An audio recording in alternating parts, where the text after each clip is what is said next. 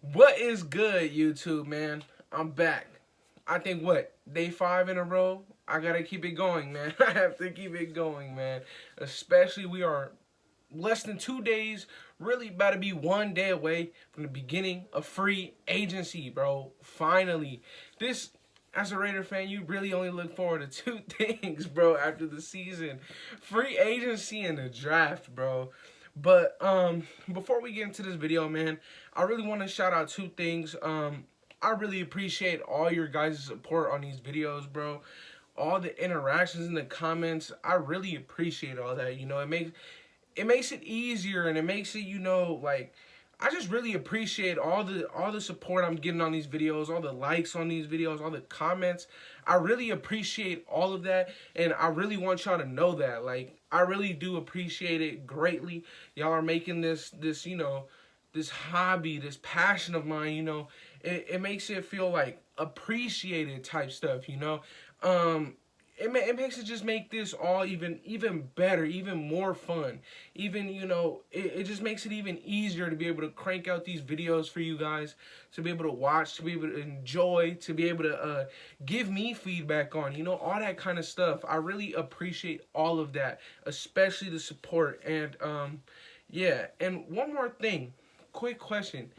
If I did a live video, like just pulling up, let's say we did a free agency signing, and if I did a quick little live mini show, would y'all come and support that? Would y'all come in the live, leave me comments? I can answer and ask y'all questions, that kind of stuff. Other channels are doing it. Big shout out to Docs, man, Graphic Raider, bro. He's been a huge point in my mini success that I have going on. And I just want to know if y'all would support that, man. If y'all would want me to do that kind of stuff. And if not, I'm gonna stick to what I'm good at then. I'm gonna stick to the videos. But if y'all would want to see that, if y'all would want to see me hopping alive and be able to interact with y'all, I'm down. Just let me know in the comments down below, and I'll get that in the works for sure. But let's finally start this video, man. There's two things I really want to talk about, and it's two players. Really three things, but there's two guys that I really feel will have huge success under this specific scheme, right? There's a third guy who I think would, he'll advance, but not because of the scheme, but because of the coach. So actually, let me start off with that person, because he's not going to be talked about much in this video. Maurice Hurst, I think is gonna I think he's gonna take the most from this defense. Not even from the defense, but from Gus Bradley. I feel like Maurice Hurst has the most potential to he has the most to gain from this new defensive coordinator. And as a coach, he has the most to gain from Gus Bradley, but also the scheme will help him out a lot too. But I think Maurice Hurst, like I said, it's basically an honorable mention. I really think that he will excel and really have a lot to gain because of this signing. But that's not who this video is on. It's two guys, man. Two guys who I really feel like will just not emerge, but will really come out into their true selves, and to who we really know that they can be because of this scheme. And I'm gonna start off with Corey Littleton, man. Let me give you the rundown. So, if you're a linebacker in a 3-4, you have four linebackers. It's three down linemen but four linebackers.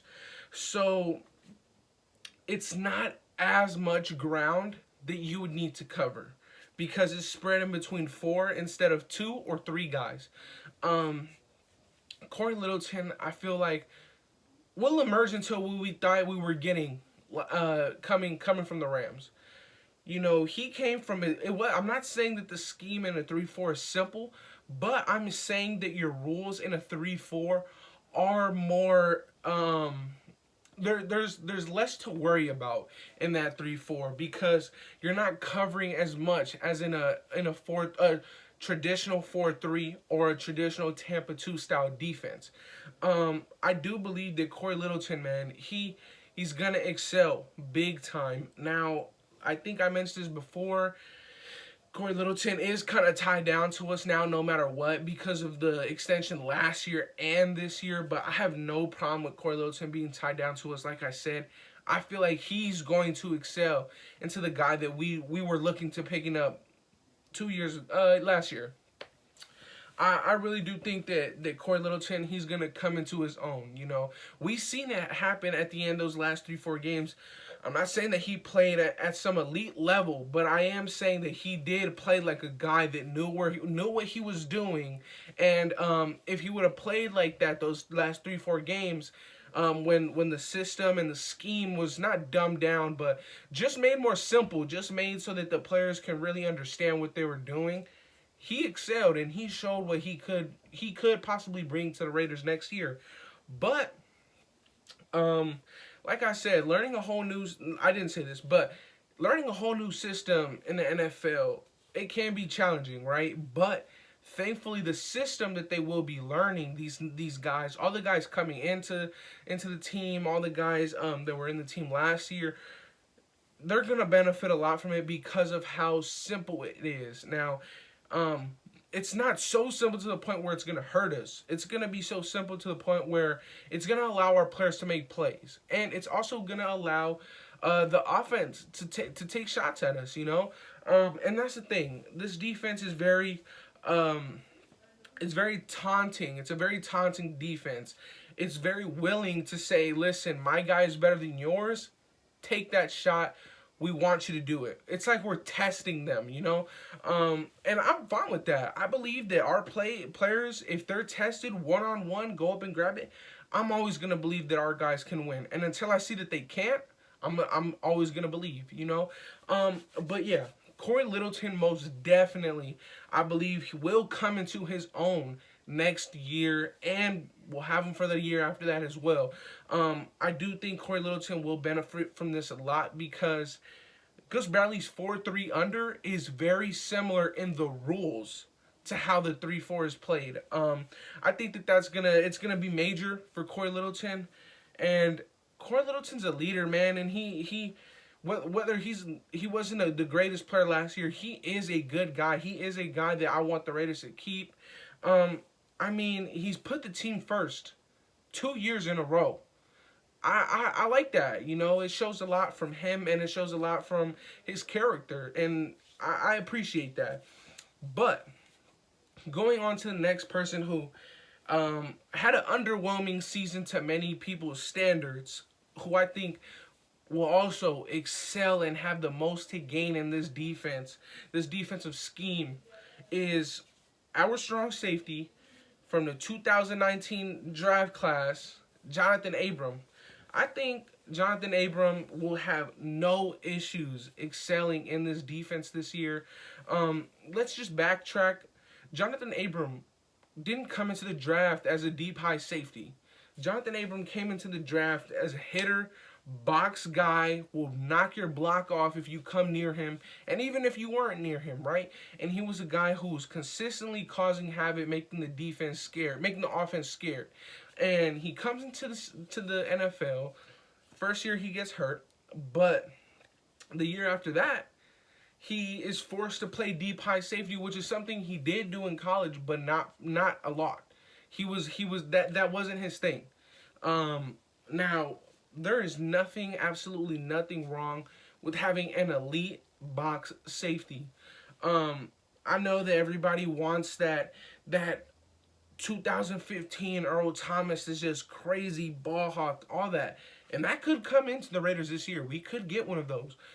But I know people take shots at a guy like Jamal Adams, but you look at what Jamal Adams actually did for that defense. Without him, they were, I believe, almost bottom in the NFL. And with him, they were able to make a playoff push.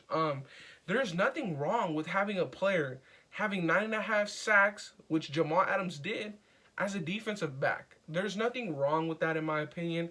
And if we could have got 9.5 sacks out of a guy like Jonathan Abram, we would be totally fine with it. I mean, I know I would. But let me talk about this real quick. So, in this 3-4 under style defense, there's times where Jonathan Abram is going to either play in the flats or he's going to be sharing the middle of the field with Nick Kwiatkowski or Corey Littleton. Um, and that not only will help Jonathan Abram because it's a shorter field that he has to cover, but it's also going to help Nick Kwiatkowski be even better, you know?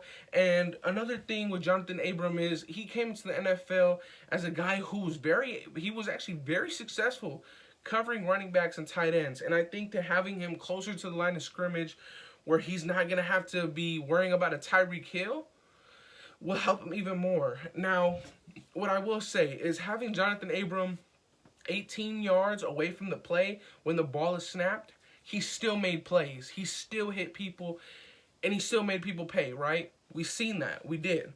Now, we also seen that he could get too eager to try and make a play, right? And that hurt us. It hurt us specifically in the Chiefs game. He was too eager trying to make a play, and it hurt us. We lost the game.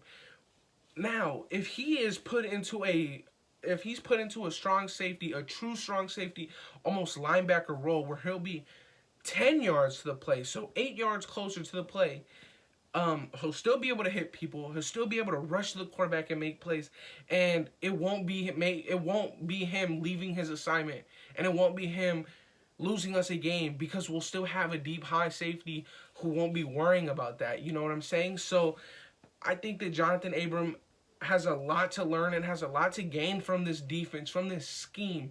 Now, I do believe that if we can really hold this as a core, really keep Gus Bradley and really get this defense going, I think that we'll actually be further along than what we all think in terms of this defense.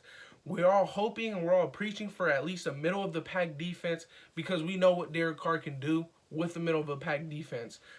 He went 12-4 with the 20th overall defense. So I mean, I get it. Imagine what Derek Carr can do with the 16th overall, the 15th overall defense. But like I said, if we can really keep this core and learn from this, I think this defense really next year can go from 30th to top 12, maybe even top 10. I think that this offseason is huge. It really is. And I mean, man, it's just exciting me how close we are, how really close we are to being able to be dominant, you know? I know the Chiefs, you know, they're losing a lot of guys. We just seen Patrick Mahomes lose by, 20 odd points? He's never not had a touchdown in a game that he's played in, right? And you see them just currently release both their tackles. That is huge for us, you know. Imagine if we could get one of their tackles, right? But that's besides the point. The Chiefs are really who we're competing with. I know the Chargers are young and up and coming, but what I will say about the Chargers is that I did read a comment from somebody before about that possibly the Chargers could be the team to beat in our division next year. The Chargers always play as tough. They're always going to be a tough divisional opponent. But what I will say about the Chargers is their coaching is up in the air at the moment. They're not really steady. And what I will say is that a game of football is 50-50. It's 50% coaching and it's 50% players. They have the players, but their coaching it's rough. It really is rough, right? I know they brought in the defensive backs coach from the Rams, but that's not going to fix their problems.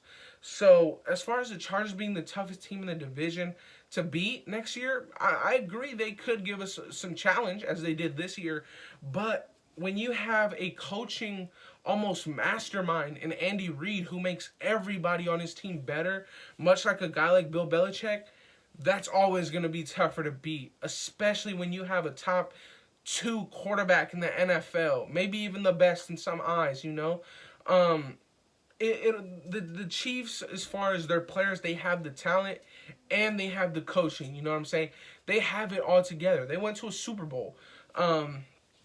The Chargers will be tough. They will, 100%. But the reason why we won't have any, I'm not going to say we won't have any problems, but the reason why we can't say just yet that the Chargers can be the team to beat next year is because of that coaching, man. It's so important. We seen it happen to us. We seen it happen to us, man. That coaching completely just, it killed us, man. That defensive, just defense in general was bad, and it crippled us. So that's my take on that. But let me know what you guys think with those two players and two guys who I really think can take advantage of this new scheme, right? And really excel and learn a lot from it. But yeah, man, that's it for today.